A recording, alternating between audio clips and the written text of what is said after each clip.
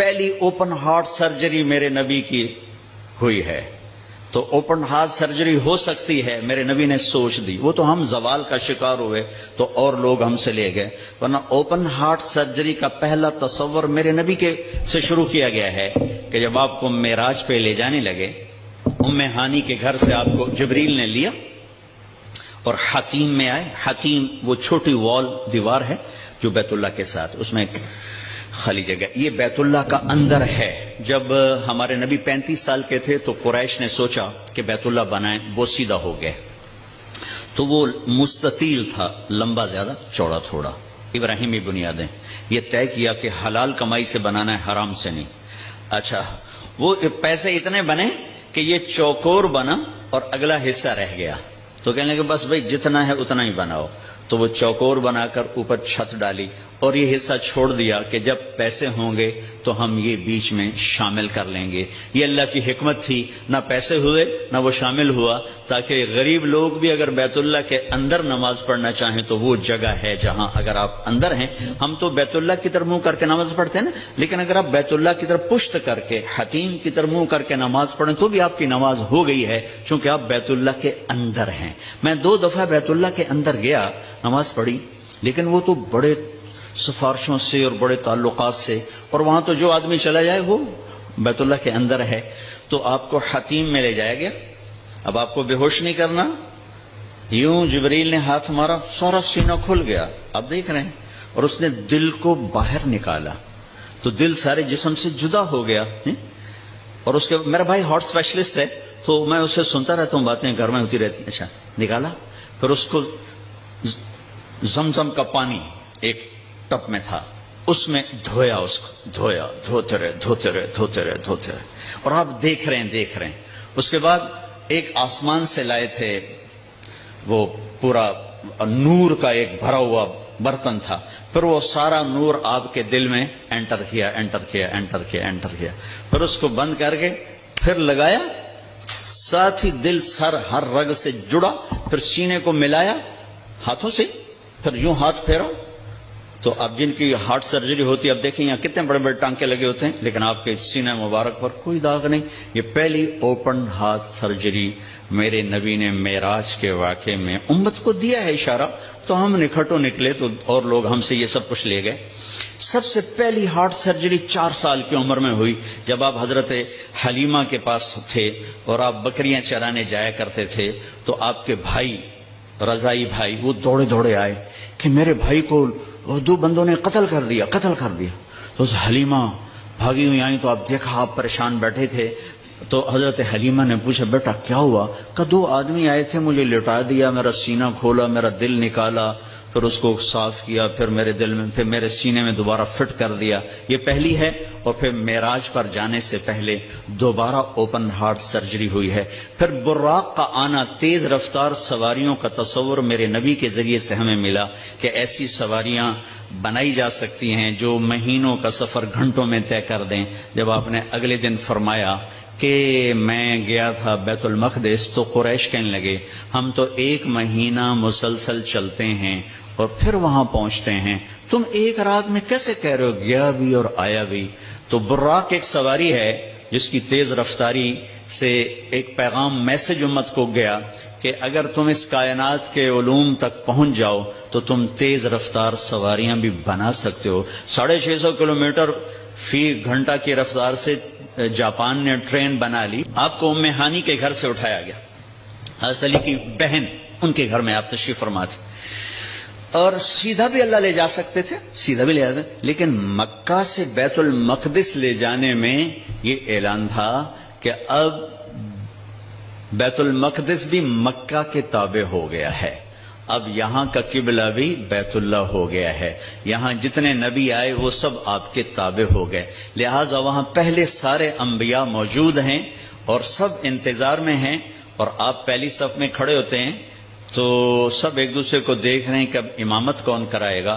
تو جبریل آپ کا ہاتھ پکڑ کے آپ کو مصلی پر کھڑا فرماتے ہیں، آپ 2 رکعت نماز ادا فرماتے ہیں، اور آپ کے پیچھے 1.25 لاکھ نبی نماز پڑھ کر یہ اعلان کرتے ہیں کہ ہماری نبوت آپ کے قدموں پہ قربان ہو گئی، اب ہمارے لیے بھی آپ ہی نبی ہیں، ہمارے لیے بھی آپ ہی نبی ہیں۔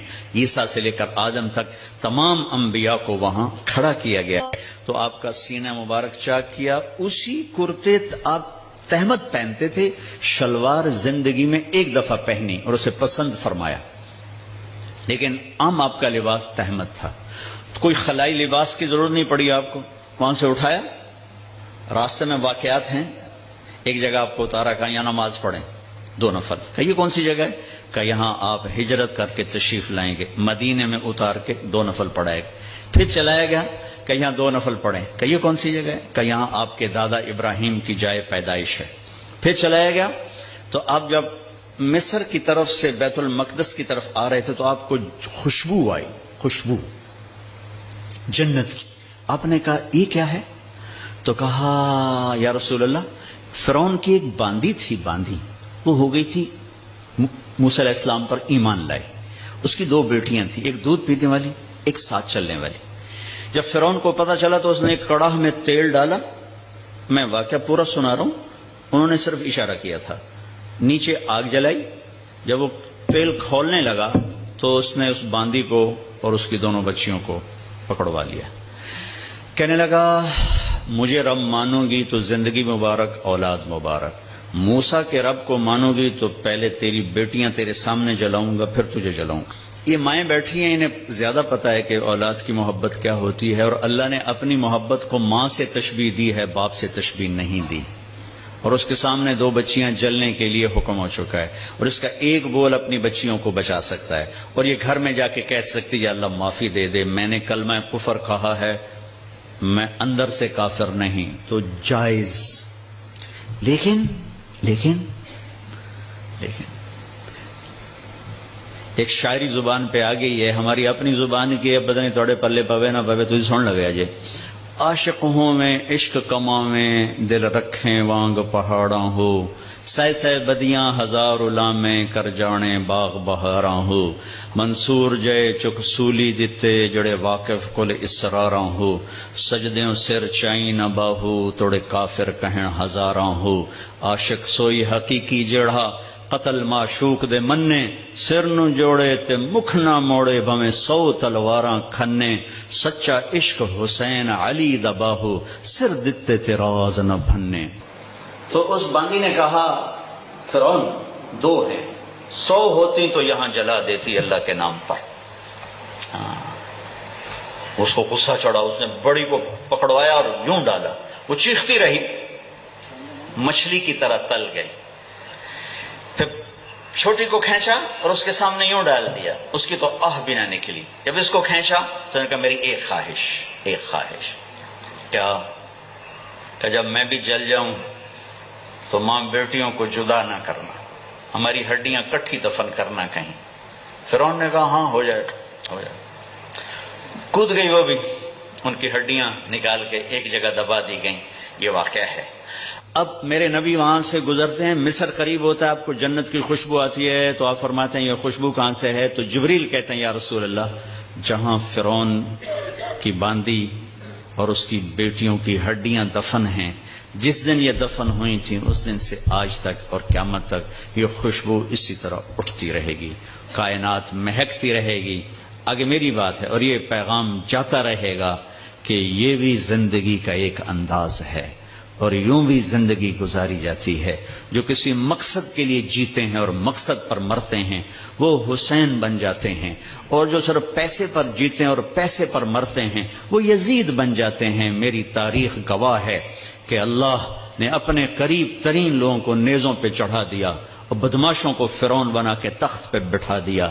ہم کربلا محرم آتا ہے تو ہم سب حسین کے لیے روتے ہیں، محرم جاتا ہے تو سب یزیدی لبادے میں ہوتے ہیں۔ یہ کون سی تعذیب ہے، یہ کون سا کمال ہے، یہ کون سا ایمان ہے؟ پھر آپ کو بیت المقدس اتارا گیا، براق باندھ دیا گیا، دنیا دارالاسباب ہے، نبی کو اسباب دیے گئے، سواری پر لایا گیا، سواری پر۔ جب آگے جانا ہے تو اوپر والا جہان اسباب کا جہان نہیں ہے، وہ قدرت کا جہان ہے تو براق وہاں باندھ دیا گیا، اور اگلا سفر اب براق کے بغیر نہیں، 2 نفل پڑھایا گیا۔ اچھا ایک اور عجیب واقعہ یاد آ گیا، اس رات بیت المقدس کا دروازہ بند کرنے کی پوری کوشش کی چوکیدار نے، دروازہ نہیں بند ہوا، تو اس نے مستری بلائے کہ یہ دروازہ نہیں بند ہو رہا، اور اپنے بڑے پادری کو بلایا کہ حضرت یہ دروازہ نہیں بند ہو رہا۔ تو مستریوں نے کہا کہ وہ ڈاٹ ہوتی تھی نا، ڈاٹ کہ وہ تھوڑی سی نیچے آ گئی ہے، وہ اس نے پریشر اوپر ڈال دیا تو دروازہ بند نہیں ہوگا، صبح ٹھیک کر دوں گا۔ وہ جو بڑے پادری تھے نا، انہوں نے کہا بیٹا یہ ڈاٹ کا چکر نہیں، آج آخری نبی کی آمد ہے یہاں، یہ اس وجہ سے ان کے اکرام میں یہ دروازہ کھلا ہوا ہے، صبح خود ہی ٹھیک ہو جائے گا۔ یہ پادری بعد میں ایمان لے آئے تھے جب اللہ کے نبی نے دعوت نامہ بھیجا تھا، پھر ان کو عیسائیوں نے قتل بھی کر دیا تھا۔ وہاں آپ نے 2 نفل پڑھے۔ اب آپ نے اوپر جانا ہے تو مکہ سے بیت المقدس تک آپ بشریت میں ہیں، اور پھر یہاں سے اوپر جاتے ہیں تو سبحان الذی اسری بعبدہ، قرآن کی واحد سورہ جو سبحان سے شروع ہو رہی، سبحان الذی اسری، لفظ سبحان۔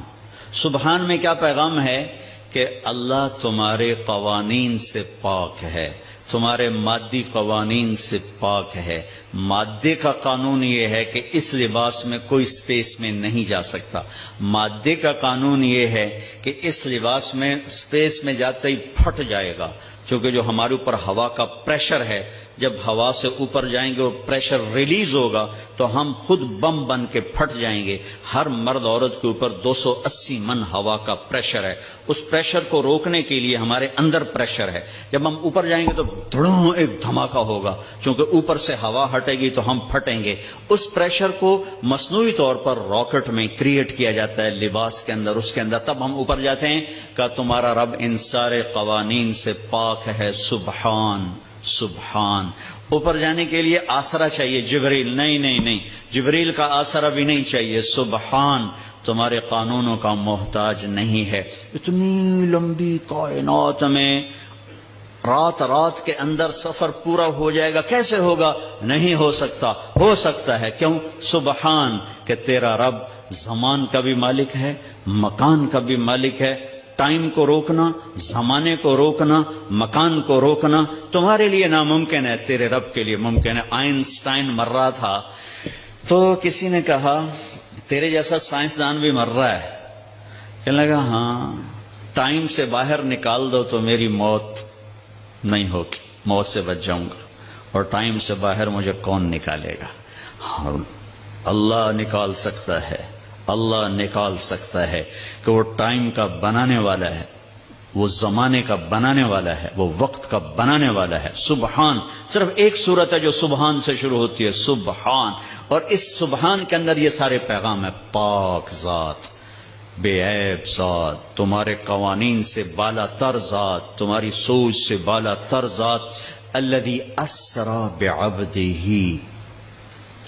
قریش کہنے لگے تم کیسے جا سکتے ہو؟ اللہ نے جواب دیا یہ تھوڑا ہی گئے تھے، میں لے کر گیا تھا۔ قریش نے کہا بغیر سواریوں پر اتنا وقت لگ جاتا ہے، تم بغیر سواری کے کیسے چلے گئے آ گئے؟ تو اللہ نے کہا یہ نہیں گئے، اسری بعبدہ، میں لے کر گیا، میں لے کر گیا۔ اور یہاں الف اور با کا جو جوڑ ہے، اسری اور بعبدہ، الف اور با، عربی گرامر میں اگر الف ہو تو با کی ضرورت نہیں، اسری عبدہ ہوگا، ٹھیک ہے؟ اور اگر با ہو تو الف کی ضرورت نہیں، سرا بعبدہ ہوگا۔ میری بات واضح ہوئی ہے نا؟ الف ہو نا، با کی ضرورت نہیں، اسری عبدہ، اور اگر با ہو تو الف کی ضرورت نہیں، سرا بعبدہ۔ یہ الف اور با کا جوڑ کیوں ہے؟ یہ بتانے کے لیے کہ میں اللہ خود اپنے نبی کو لے کر گیا، اور بعبدہ ہی میں کیا اشارہ ہے؟ اب لوگ کون ہو کہ جی ہم کسٹم والے، میں کون ہوں جی؟ یہ جی مسجد والے، یہ کون ہے جی؟ یہ جی کپڑے والے۔ تو اللہ کہہ رہا بعبدہ، یہ کون ہے؟ یہ میرا بندہ ہے، یہ میرا ہے اور میں ان کا ہوں، بعبدہ۔ اور الف اور با کے ساتھ اللہ فرما رہے ہیں کہ میں لے کر گیا، جبریل بھی نہیں لے کر گئے۔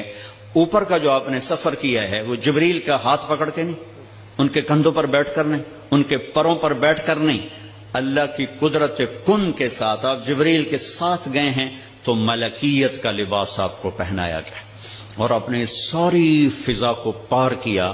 آج یہ سائنس کا نیا علم آیا ہے کہ اگر کوئی سواری ٹائم کی رفتار سے زیادہ ہو جائے تو ٹائم اس کے لیے زیرو ہو جاتا. ٹائم زیرو ہو جاتا. اگر 1,86,000 میل پر سیکنڈ سے کوئی سواری زیادہ تیز ہو جائے تو ٹائم اس کے لیے زیرو ہو جاتا ہے. یہ آج کے امکانیات بتائے جا رہے ہیں اور یہ میرے نبی کا سفر سپیس کو، راکٹ کو، شٹل کو، ہر چیز کے لیے راستہ دے رہا ہے کہ یہ ہو سکتا ہے، یہ ہو سکتا ہے. خلائی تسخیر ہو سکتی ہے، خلائی سیاروں تک جانا ہو سکتا ہے. لیکن آپ کی پہلی منزل پہلا آسمان آدم علیہ السلام نے استقبال کیا.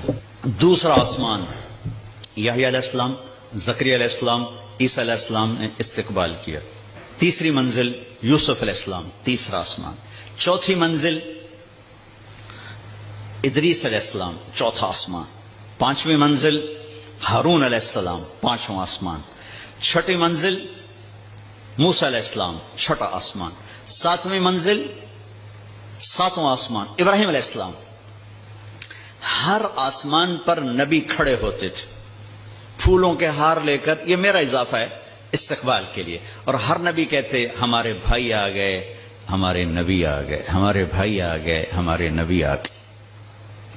اب ساتویں آسمان پر پہنچے تو ریسپشن کوئی نہیں. جب میں ابھی آیا تو سارے آپ کے افسران وہاں کھڑے ہوئے تھے. ریسپشن ساتویں آسمان پر ایک بڑے میاں، ایک بیت اللہ ہے، اس کی یوں ٹیک لگا کر نہ بیٹھے ہوئے اور اس طرح ہاتھ رکھ کے بیٹھے ہوئے، سفید داڑھی یہاں تک آ رہی اور اس بیت اللہ کا طواف ہو رہا ہے. فرشتے طواف کر. آپ پوچھتے ہیں یہ بڑے میاں کون ہیں، یہ بزرگ کون ہیں؟ تو جبریل کہتے ہیں یہ آپ کے دادا ابراہیم علیہ السلام. اگر اللہ چاہتے تو ابراہیم بھی کھڑے ہوتے وہاں، کیونکہ مرتبہ تو ہمارے نبی کا بڑا ہے، رشتہ ابراہیم کا بڑا ہے، مرتبہ ہمارے نبی کا بڑا ہے. لیکن ان کو بٹھایا، ان کو چلایا. یہ میری بات آپ غور سے سنیے گا. ان کو بٹھایا، ان کو چلایا. ساری کائنات حضرت ابراہیم علیہ السلام سے بھر جائے، ہمارے نبی کے برابر نہیں ہو سکتے. ساری کائنات ملائکہ سے بھر جائے، ہمارے نبی کے ایک بال کے برابر نہیں ہو سکتے. جس کو اللہ حبیب بنائے وہ کیا ہوگا؟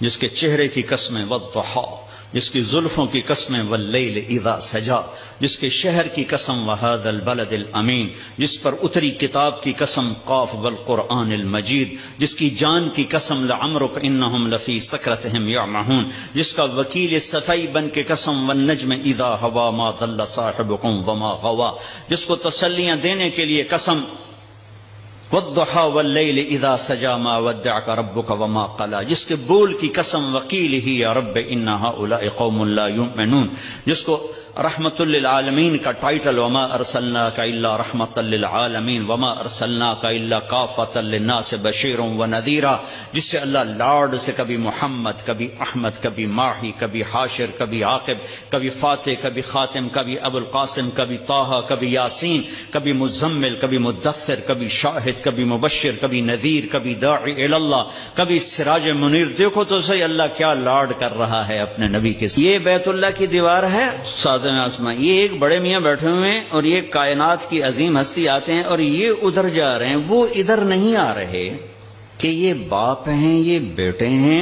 اور اس آگے جانے میں باپ کو عزت دینی ہے اور بیٹے نے گھٹنوں کو چھونا ہے اور امت کو پیغام دینا ہے کہ رشتوں کا تقدس ہمیشہ باقی رکھنا ہوگا، چاہے آخری نبی ہی کیوں نہ ہو، چاہے آخری رسول ہی کیوں نہ ہو.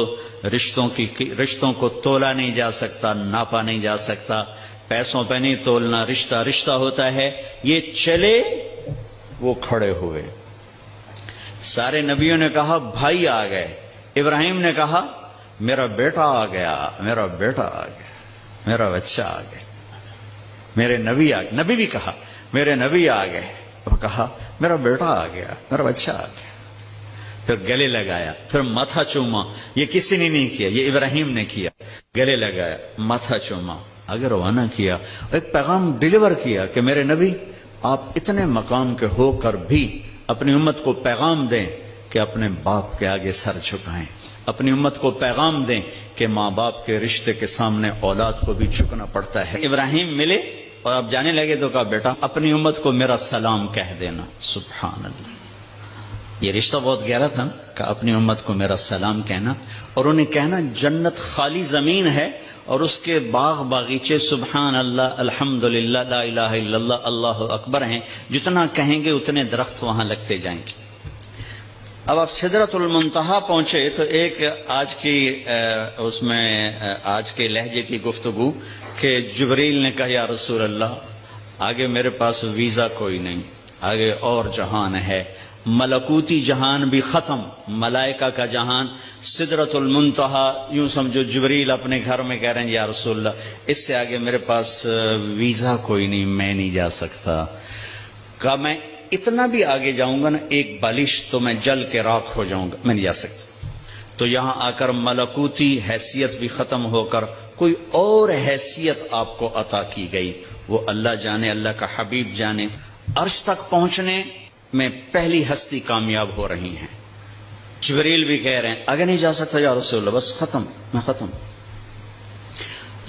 عرش پہلی دفعہ اس کے دروازے کسی ہستی کے لیے کھل رہے ہیں اور آپ کے قدم عرش پہ پڑ رہے ہیں، اور چوتھی منزل آپ کی اللہ اور حبیب اللہ ہیں کہ اللہ نے سارے پردے ہٹا کر اپنا آپ دکھا کر کہا السلام علیک ایھا النبی ورحمۃ اللہ وبرکاتہ، اے میرے محبوب آپ کا رب آپ کو سلام پیش کرتا ہے۔ اور یہاں حبیب اور حبیب اللہ میں ملاقات ہے، ثم دنا فتدلى فكان قاب قوسین او ادنى۔ یہ لفظ آپ نے سنا ہوگا قاب قوسین، قاب قوسین۔ میں آپ کو آج اس کی تصویر بنا کے دکھاتا ہوں کہ قاب قوسین کا مطلب کیا ہے۔ عربوں میں اکثر لڑائی ہوتی رہتی تھی، جب ان میں صلح ہوتی تھی تو قبیلوں کے سردار کٹھے ہوتے تھے اور صلح ہو رہی۔ صلح کیسے ہوتی تھی؟ یہ ایک کمان ہے عرب سردار کے ہاتھ میں، یہ دوسری کمان ہے دوسرے عرب سردار کے ہاتھ میں، ان دونوں کی لڑائی ہے۔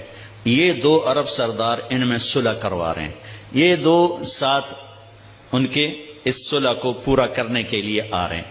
اب یہ ایک محفل ہوتی تھی تو ایک عرب سردار اٹھ کے اپنی کمان یوں کرتا تھا، یہ کمان کا وہ دھاگا ہے جس کے اوپر تیر کھینچا جاتا تھا، اور یہ وہ لکڑی ہے، ٹھیک ہوگی یہ۔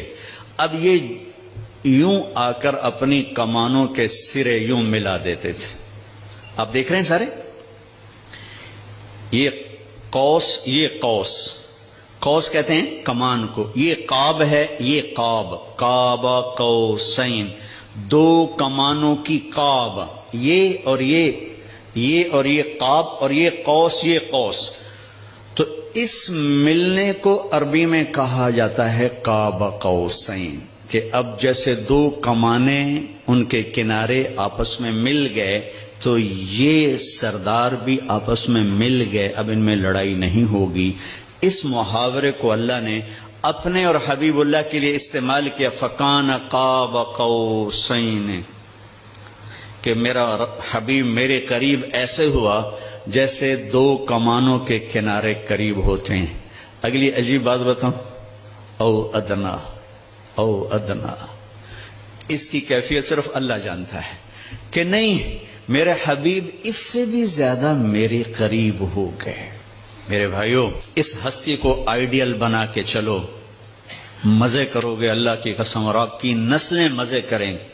اگر آپ لوگوں کی جیبوں پہ ڈاکے ڈالتے رہے، نہ آپ سکھی رہو گے نہ آپ کی نسلیں سکھی رہیں گی۔ 60 کی دہائی کے ایک چیئرمین پورے مغربی پاکستان کے ہمارے قریبی رشتہ داروں میں تھے، انہوں نے حرام دولت کے ڈھیر لگا دی، پھر اچانک مر گئے۔ ایک دن ان کا بڑا بیٹا کہہ رہا تھا کاش ہمارا باپ ہمارے لیے حرام اکٹھا نہ کرتا تو کوئی خوشی کا دن ہم بھی دیکھ لیتے۔ اور میں نے اس آدمی سے ان کانوں سے سنا، میں اج مر جاواں میری دھی نو کسے دی پرواہ کوئی نہیں۔ بیٹی کمزور ہوتی ہے نا، بیٹوں کا نام نہیں لیتا، بیٹی، میں اج مر جاواں میری دھی نو کسے دی پرواہ کوئی نہیں۔ ہائے ہائے ہائے، اس کا بیٹا کہہ رہا تھا کاش ہمارا باپ ہمارے لیے حرام اکٹھا نہ کرتا تو کوئی خوشی کا دن ہم بھی دیکھ لیتے۔ پیٹ پہ پتھر باندھ لیے کہ میری امت پیسے پر نہ بک جائے، چوپڑی روٹی پراٹھے اور انڈے پر نہ بک جائے. 3 دن کے فاقے برداشت کیے. آپ باغ میں تشریف لے گئے، کھجوریں گری پڑی تھیں، گندی کھجوریں جو گر جاتی، آپ نے اٹھائی، ہائے ہائے وجہ کائنات، ساری کائنات جن کے لیے بنائی، ایک گندی کھجور صاف کر کے منہ میں رکھی. ایک صحابی ساتھ ہے عبداللہ تو نہیں کھاتا؟ کہ یا رسول اللہ مجھے بھوک نہیں. بھوک کا مسئلہ نہیں تھا، وہ کھجور کھانا مشکل تھا. جی مجھے بھوک نہیں. کہ عبداللہ مجھے بھوک ہے، آج 4تھا دن ہے میں نے کچھ نہیں کھایا، 4تھا دن، مجھے 8 بجے تک چائے نہ ملے میرے سر میں درد ہو جاتا ہے. اور جی میں چائے نہیں پیتی، سرج پیڑ پہ گئی ہے. آج 4تھا دن ہے عبداللہ میں نے کچھ نہیں کھایا. گری پڑی کھجور صاف کر کے کھائی ہے. کسٹم والوں کو پیغام دیا ہے پیسہ سب کچھ نہیں ہوتا ہے، انسانیت بہت بڑی معراج ہے. اللہ کا ترازو پیسے کو نہیں تولے گا، تیرے کردار کو تولے گا، تیری سچائی کو تولے گا، تیری دیانت کو تولے گا. اللہ اور حبیب اللہ کی ملاقات ہے، قاب قوسین او ادنی. پھر وہاں سے آپ کی واپسی ہوئی ہے تو 50 نمازیں لے کر واپس آئے. میں اللہ پہ قربان جاؤں، اللہ نے 5 دینے تھیں، 50 کیوں دی ہیں؟ نماز کی اہمیت بتانے کے لیے کہ نماز بڑی عظیم چیز ہے. آگے آپ نے کچھ کہا ہی نہیں، چپ کر کے واپس آ گئے. تو میں نے کہیں پڑھا نہیں، لیکن مجھے لگتا ہے اللہ نے 6ٹھے آسمان پہ موسیٰ علیہ السلام کو کھڑا کر دیا، ہوگا چونکہ پڑھا ہوا نہیں، وجدان ہے. یا رسول اللہ، اللہ کی ملاقات کیسی رہی؟ بہت اچھی رہی. کیا ملا؟ کہ 50 نمازیں. کہا توبہ یا رسول اللہ یہ کون پڑھیں گے؟ اب واپس جا کے تھوڑی کم کروائیں. واپس گئے، 5 کٹ. پھر آگے موسیٰ کھڑے تھے، کتنی؟ 5. نہیں یا رسول، واپس جائیں. پھر 5. 9 چکر لگے، آنا جانا 5. صرف یہ بتانے کے لیے کہ کسٹم والوں نماز بھی ایک بہت بڑا حکم ہے. جب 5 رہ گئیں تو موسیٰ علیہ السلام نے پھر کہا واپس جائیں، کوئی نہیں پڑھیں گے. آپ نے کہا مجھے شرم آتی ہے، اب 5 کم ہو رہی، اب جاؤں گا تو 5 کم ہو گئی تو پیچھے کیا بچا؟ میں نہیں جاتا. تو کہنے لگے چلو ٹھیک.